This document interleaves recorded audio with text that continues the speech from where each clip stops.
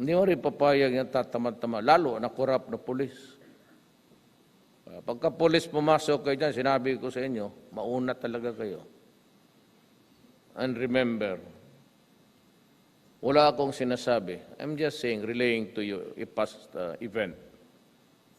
Morningan ko na kayo lahat. Hindi yung mga mayor naman. Lahat, Pilipino ba? Sinabi ko rin, pati huwag ninyong gawin.